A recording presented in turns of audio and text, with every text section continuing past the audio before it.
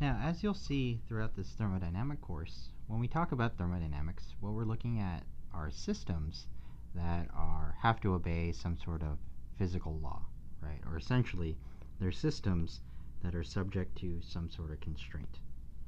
And so some examples of this would be systems where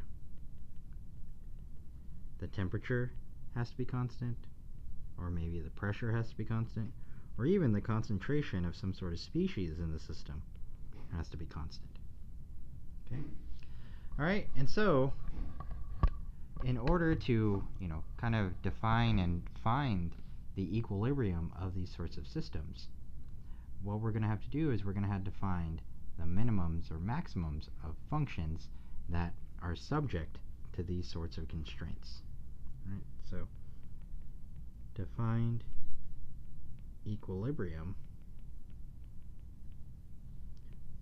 of a system,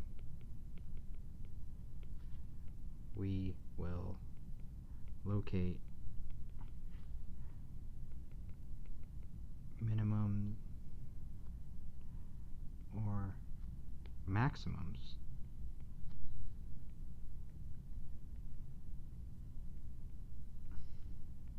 of functions subject to such constraints. Okay. All right, and so in order to do this, especially for more complicated systems where we have a lot of different constraints, we're going to use a mathematical tool known as Lagrange multipliers.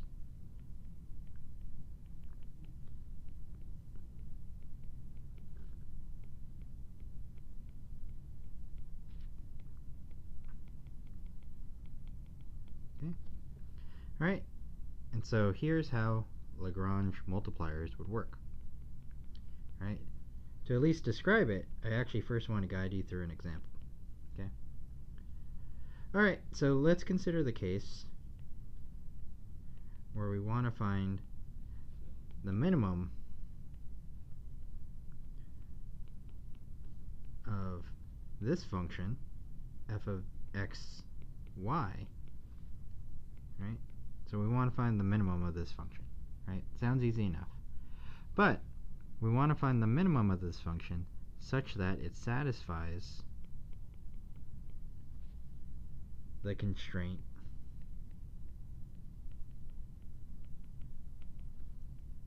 g of x comma y, and this constraint would be that x plus y has to equal a value of 6. Okay? All right, so this is a sort of premise that we have to follow. And to at least visualize, what this problem is asking, we could look at a diagram here. It's not necessarily of the functions that we described on the previous page, but rather it's just saying we have some sort of f of y function that defines this sort of shape, and we have a g of x function that defines this curved sort of shape here. Okay? All right, and our f of xy function, you could see it overlaps with this g of x y function as well. Right? So here's kind of like a diagonal view of it, but we could also take a top-down view of these two functions as well. So here's the plane carved out by our f function, and here's the plane carved out by the g function. Okay? And so essentially what we want to do is we want to find the minimum of our f of x curve, but this minimum needs to correspond to some sort of extremum for the g of x plane as well. It needs to satisfy the g of x equation, right? And the point in which it satisfies the minimum of f of x y satisfies our gxy equation would correspond to this point here, right? And so essentially this h max,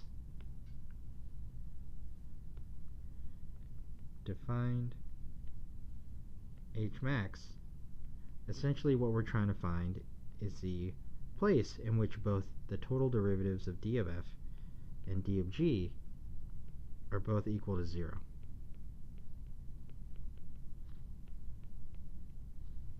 Okay? So mathematically, that's what will satisfy these two things here. Okay? And so to get some more information about the x and y values that satisfy that, we need to take the total derivatives of our f and g functions. And so for f, by definition, the total derivative would look like this. Right, constant y dx plus df of dy constant x dy. Okay? And that total derivative should equal to 0. So if we rearrange it, we get that dy dx is equal to this. df dx constant y df dy constant x. Right? And you get this, if you're familiar with the triple product rule, as we saw in the last video, that's how you would relate that here. Okay? So we'll call this equation 1.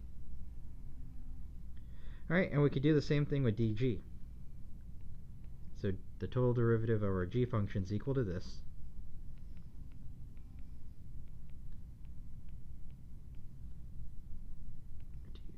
Y constant x is equal to 0.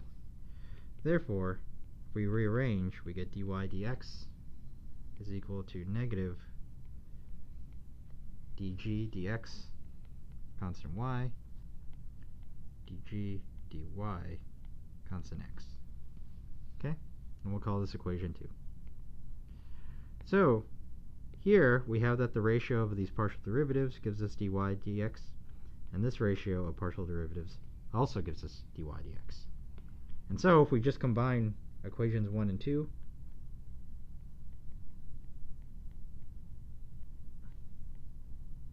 we get the following relationship. df dx constant y divided by df dy constant x is equal to dg dx constant y divided by dg dy constant x. Alright, that just comes from combining these two equations. Alright, so we get that the ratio of our f partial derivatives is equal to the ratio of our g partial derivatives. Alright? And so, essentially what we could do here is I'm going to multiply the right-hand side by this ratio. Right? Where we have lambda divided by lambda. So I'm just multiplying it by 1, so it's not actually changing any values. But now, by doing that, what we could see is the following. That essentially what we're doing is we're taking the ratio of these two equations. Right? And so now I'm going to split those two equations apart such that df dx constant y is equal to lambda dg dx at constant y, and df dy constant x is equal to lambda dg dy at constant x. Okay?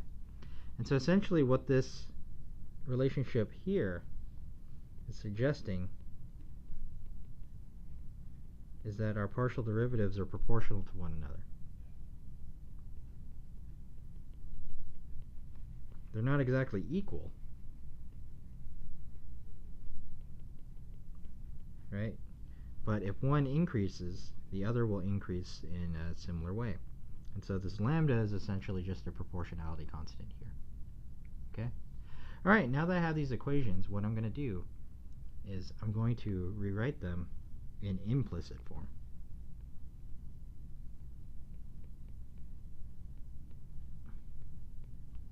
Lambda dg dy x equals 0. We also have df dx y lambda dg dx constant y is equal to 0. Alright, so we have these two equations, right, that relate the partial derivatives in our system, and they're both using the same sort of constant here.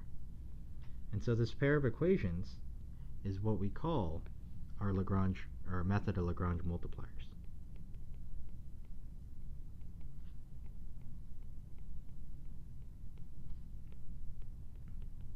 Right? And the lambda is our Lagrange multiplier constant, right?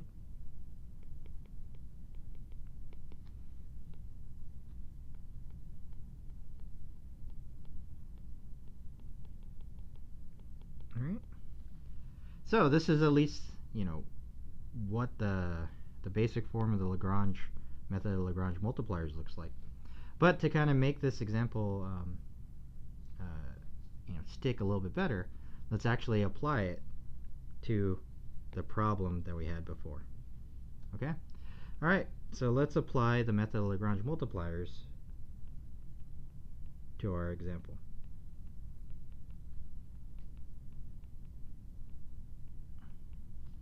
So our f function is x squared plus y squared.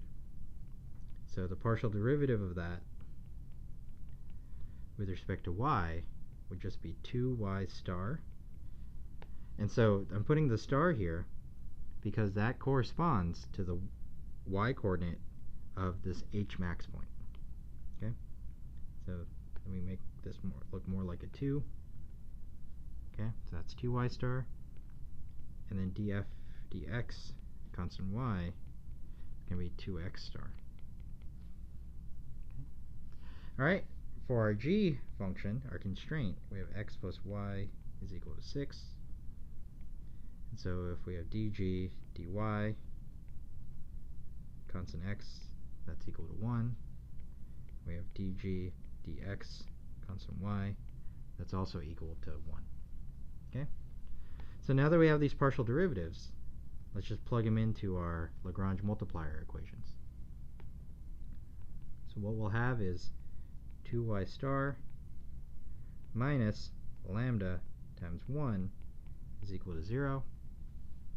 So if we rearrange, we get that lambda is equal to 2y star. Okay? All right, and now if we go to the second equation, we have 2x star minus lambda is also equal to 0. Right? And we get that lambda is also equal to 2x star. Right? So I'll call this equation 3, this equation 4. So if we just combine 3 and 4, we get that 2x star is equal to 2y star. The 2's cancel, and we get that x star is equal to y star. All right. Now, if we go back to our g function, we get that x star plus x star is equal to 6. Therefore, our x star is equal to 3. And we also know that because of this relationship, that this is also equal to y star as well. Okay? So if we go back to our f function, and we plug in x star and y star, and we have the coordinates for the minimum, we find that the minimum value of our f function that satisfies the g constraint is 18. Okay? Alright, so this is just an example of how you could use the Lagrange multipliers in order to satisfy this sort of optimization or minimization problem. One last thing is here we just looked at the case where we had one constraint, but of course you can make the situation more complex by adding multiple constraints at one time. And in that case, you would just use the general form of your Lagrange multipliers.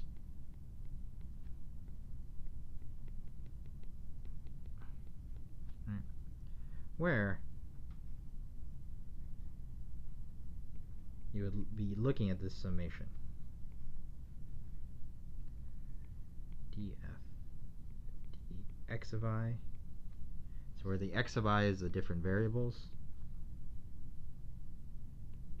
J C lambda j dg j dx of I. Right? And so in these different summations, this first summation is dealing with the number of variables, and the second summation is dealing with your number of constraints. Right?